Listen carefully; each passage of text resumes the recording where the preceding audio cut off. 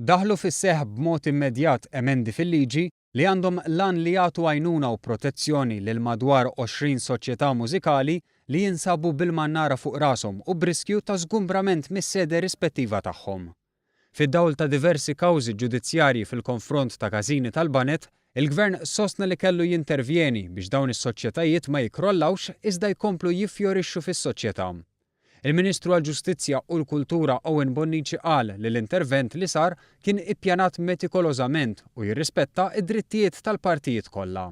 Aħna bħala Gvern ma stajniex ma nagħmlu xejn, rappreżentajna bozza liġi li għandu il-għan illi jagħti protezzjoni sussidjarja lis-soċjetajiet mużikali Maltin b'mod li jagħti serħan il-moħħ li jibqgħu jużaw is-sede però in kontrokambju iżid il-kera biex nibbilanċjaw l-interessi tas-sit u tal-kerrej. Permezz ta' dawn l-emendi, Każini tal-Banet li jkunu ilhom jeżistu għal mill-inqas 3 ġenerazzjonijiet se jingħataw protezzjoni f'każ li jispiċċaw mingħajr titolu suġġett għal kundizzjoni li l-ammont tal-kera tola b'mod raġonevoli.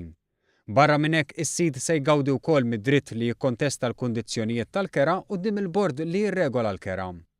Il-Ministru qal li dħul fis-seħħ ta' dawn l-emendi fil-liġi jixed ir-rikonoxximent mill-Gvern Malti tal-kontribuzzjoni tal-Każini tal-Banda lill-kultura u l-identità soċjali ta' Malta.